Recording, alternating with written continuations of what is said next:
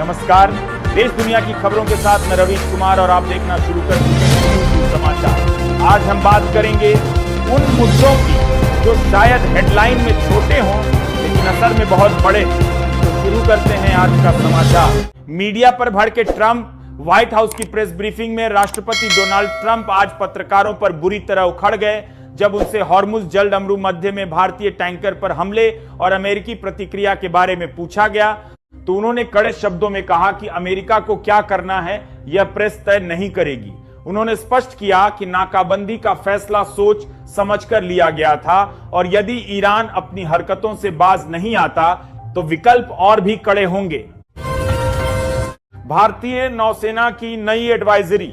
Hormuz की खाड़ी में भारतीय जहाजों पर हुई हालिया फायरिंग के बाद इंडियन नेवी ने आज सख्त एडवाइजरी जारी की है।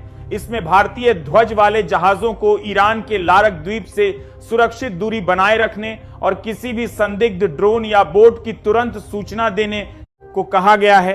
भारतीय नौसेना ने इस महत्वपूर्ण समुद्री रास्ते में मोर्चा संभाल लिया है और युद्धपोतों की तैनाती बढ़ा दी है।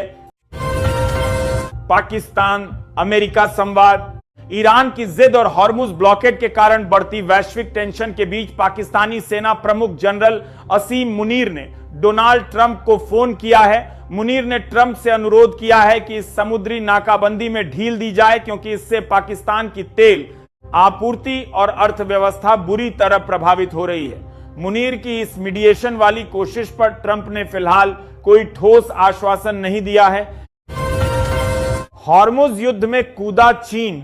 हॉर्मुज की लड़ाई में अब ड्रैगन की एंट्री हो गई है जिससे वैश्विक तनाव चरम पर है। चीन ने सार्वजनिक रूप से बयान जारी कर कहा है कि वह ईरानी जहाजों को अमेरिकी कब्जे से बचाने के लिए अपनी नौसेना का उपयोग करने से पीछे नहीं हटेगा। चीन का यह रुख अमेरिका के लिए सीधी चुनौती माना जा रहा है और इससे हिंद महासागर से लेकर खाड़ी देशों तक सुरक्षा समीकरण पूरी तरह बदल गए हैं। भारत रूस 3000 सैनिक समझौता। भारत और रूस के बीच एक ऐतिहासिक रक्षा समझौता रेलॉस पूरी तरह से क्रियान्वित हो गया है। इसके तहत अब भारत और रूस एक दूसरे की सैन्य चौकियों और जमीन पर 3000 सैनिक घातक जेट और युद्धपोत तैनात कर सकेंगे। यह समझौता रणनीतिक रूप से बहुत महत्वपूर्ण है क्योंकि यह यूरेशिया और हिंद महासागर क्षेत्र में दोनों देशों की सामूहिक सैन्य उपस्थिति को मजबूती प्रदान करेगा। जापान में 7.4 तीव्रता का भूकंप। कल जापान में आए 7.4 तीव्रता के शक्तिशाली भूकंप के बाद आज वहां भारी तबाही के दृश्य सामने आ रहे हैं। कई तटीय शहरों में सुनामी का अलर्ट जारी किया गया था और प्रशासन ने लाखों लोगों को सुरक्षित स्थानों पर पहुंचाया है। भूकंप के कारण बिजली और संचार सेवाएं ठप हो गई हैं और रेस्क्यू ऑपरेशन में जापानी डिफेंस फोर्स के हजारों जवान मलबे में दबे लोगों की तलाश कर रहे हैं। नासिक टीसीएस कांड, रजा की अश्लीलता। नासिक टीसीएस केस में मुख्य आरोपी रजा की घिनौनी करतूतें आज पूरी तरह उजागर हो गईं। जांच में सामने आया है कि वह पीड़िता के साथ ऑफिस में और मैसेज पर बेहद अश्लील बातें करता था जिससे पीड़िता मानसिक रूप से टूट चुकी थी। पुलिस ने रजा के फोन से कई आपत्तिजनक चैट रिकवर किए हैं जो इस मामले में सबसे बड़े डिजिटल सबूत के तौर पर देखे जा रहे हैं। पीड़िता की खौफनाक आपबीती। टीसीएस की पीड़िता ने पुलिस को दिए अपने बयान में कहा कि आरोपी उसकी साड़ी खींचने की कोशिश करते थे और जबरन शारीरिक स्पर्श करते थे। पीड़िता ने रोते हुए बताया कि उसके मना करने पर उसे गंभीर परिणाम भुगतने की धमकी दी जाती थी। इस केस ने कॉरपोरेट जगत में महिलाओं की सुरक्षा और इंटरनल कंप्लेंट कमेटी सीसी की विफलता पर गंभीर सवाल खड़े कर दिए हैं। आरोपियों की लिस्ट और कांड। टीसीएस केस में केवल रजा ही नहीं बल्कि आसिफ और शाहरुख जैसे आरोपी भी शामिल थे जिन्होंने पीड़िता का जीना मुहाल कर दिया था। ये आरोपी उसे अपमानजनक नामों जैसे जीरो फिगर और प्लेयर से बुलाते थे और उसे मानसिक रूप से प्रताड़ित करने का कोई मौका नहीं छोड़ते थे। पुलिस अब इस बात की जांच कर रही है कि क्या कंपनी के अन्य अधिकारी भी इन गतिविधियों को चुपचाप समर्थन दे रहे थे। उज्जैन कीटनाशक से 2 बहनों की मौत। मध्य प्रदेश के उज्जैन में एक दिल दहला देने वाला हादसा हुआ, जहां छुट्टियों में नाना के घर आई 2 मासूम बहनों की मौत हो गई। गेहूं के ड्रम में रखे कीटनाशक की गोलियों से बनी जहरीली गैस के कारण दोनों बच्चियां कमरे में ही बेहोश हो गईं और अस्पताल ले जाते समय दम तोड़ दिया। यह घटना अनाज भंडारण के समय बरती जाने वाली लापरवाही के प्रति एक बड़ी चेतावनी है। Basukinath food poisoning case. Jharkhand के बासुकीनाथ में एक ही परिवार के कई सदस्यों के बीमार होने और एक महिला की मौत के मामले में पुलिस ने दामाद पर गंभीर आरोप लगाए हैं। पीड़ित परिवार का कहना है कि दामाद ने रंजिश के चलते खाने में जहरीला पदार्थ मिलाया था।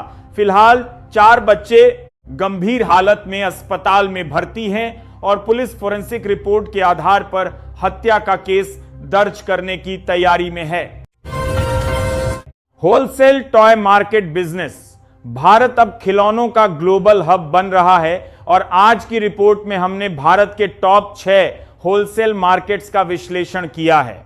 दिल्ली के सदर बाजार से लेकर कोलकाता के बड़ा बाजार तक यहां कौड़ियों के दाम में खिलौने मिलते हैं, जिन्हें बेचकर आप अपना स्टार्टअप शुरू कर सकते हैं। सरकार की मेक इन इंडिया स्कीम के तहत इन मार्केट्स में भारतीय खिलौनों की डिमांड अब चीनी खिलौनों से ज्यादा हो गई है। बिहार की राजनीति। नीतीश कुमार का इशारा। बिहार की राजनीति में आज भूचाल आ गया जब मुख्यमंत्री नीतीश कुमार ने एक कार्यक्रम के दौरान राजनीति से संन्यास लेने और पद छोड़ने का स्पष्ट इशारा कर दिया। नीतीश ने कहा कि अब नई पीढ़ी को राज्य की बागडोर संभालनी चाहिए, जिसके बाद जेडीयू और बीजेपी के बीच बैठकों का दौर शुरू हो गया है। इस बयान को 2026 के विधानसभा चुनाव की रणनीतिक तैयारी के तौर पर भी देखा जा रहा है। सम्राट चौधरी ही क्यों बनेंगे सीएमए? नीतीश कुमार के बयान के बाद बिहार में सम्राट चौधरी का नाम मुख्यमंत्री पद के लिए सबसे आगे चल रहा है। सम्राट चौधरी का हालिया बयान आपका भाई खड़ा है काफी वायरल हो रहा है, जिसे कार्यकर्ता उनके भावी नेतृत्व के तौर पर देख रहे हैं। राजनीतिक विश्लेषकों का मानना है कि बीजेपी अब बिहार में अपने ही चेहरे पर दांव लगाने का मन बना चुकी है और सम्राट चौधरी इसके लिए सबसे फिट बैठते हैं। राहुल गांधी नागरिकता केस। राहुल गांधी की दोहरी नागरिकता से जुड़े मामले में आज एक नया मोड़ आया है। न्यायमूर्ति सुभाष विद्यार्थी ने खुद को इस केस की सुनवाई से अलग कर लिया है, जिससे मामला अब नई बेंच के पास जाएगा।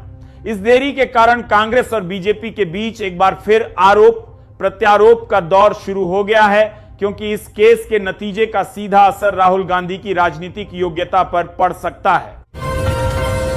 स्मृति ईरानी बनाम अखिलेश यादव। बीजेपी नेता स्मृति ईरानी ने अखिलेश यादव को विकास के मुद्दे पर चुनौती दी थी, जिसका अखिलेश ने दिलचस्प जवाब दिया है। अखिलेश ने कहा कि बीजेपी का विकास केवल नाम बदलने तक सीमित है और शायद वे जल्द ही कन्नौज का नाम बदलकर गोरखपुर कर देंगे। यह बयान सोशल मीडिया पर खूब मीम्स और बहस का केंद्र बना हुआ है, जिससे चुनावी सरगर्मियां और तेज हो गई हैं। राजस्थान रिफाइनरी में भीषण आग। राजस्थान के बाड़मेर स्थित रिफाइनरी में लगी आग पर काबू पाने के लिए आज सेना की मदद ली गई है। करोड़ों रुपए के नुकसान की खबर है और सबसे दुखद बात यह है कि प्रधानमंत्री मोदी मंगलवार को इसका उद्घाटन करने वाले थे। सुरक्षा एजेंसियां इस बात की जांच कर रही हैं कि कहीं यह आग उद्घाटन को रोकने के लिए किसी असामाजिक तत्व की साजिश तो नहीं थी। UP board result 2026 live.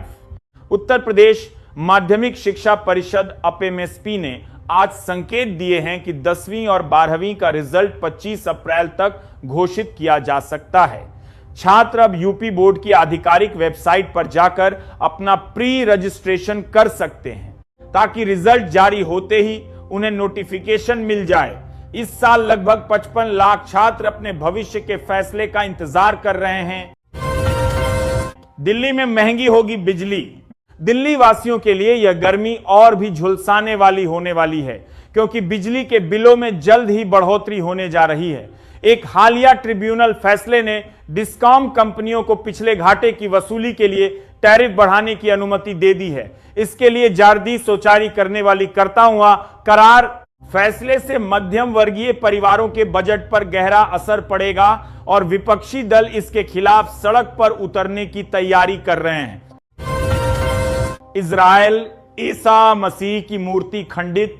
Israeli सैनिकों द्वारा एक पवित्र चर्च में ईसा मसीह की मूर्ति तोड़ने का वीडियो वायरल होने के बाद पूरी दुनिया में आक्रोश है। इस शर्मनाक घटना पर इजरायल के विदेश मंत्री को सार्वजनिक रूप से माफी मांगनी पड़ी है और उन्होंने इसे सैनिकों की व्यक्तिगत मूर्खता करार दिया है। इस घटना ने इजरायल के अंतर्राष्ट्रीय संबंधों और धार्मिक सद्भाव पर गंभीर दाग लगा दिया है। हॉर्मुज फायरिंग की असल सच्चाई। स्ट्रेट ऑफ हॉर्मुज में भारतीय ध्वज वाले जहाज पर हुई फायरिंग के पीछे की असली वजह अब सामने आ गई है। खुफिया रिपोर्ट के अनुसार यह हमला किसी गलतफहमी का परिणाम नहीं था, बल्कि भारतीय समुद्री व्यापार को बाधित करने की एक सोची समझी साजिश थी। अब भारत सरकार इस मामले को अंतर्राष्ट्रीय स्तर पर उठाने और जवाबी कार्रवाई करने की योजना बना रही है। खबरों की इस बीच में अगर आपको न्यूज टू समाचार का यह विश्लेषण सही लगा तो इसे उन लोगों तक पहुंचाइए जो आज भी सूचना के नाम पर प्रोपेगेंडा देख रहे हैं। बेल आइकन जरूर दबाइएगा ताकि अगली ग्राउंड रिपोर्ट आप तक सबसे पहले पहुंचे। मैं रवीश कुमार विदा लेता हूं। कल फिर मुलाकात होगी।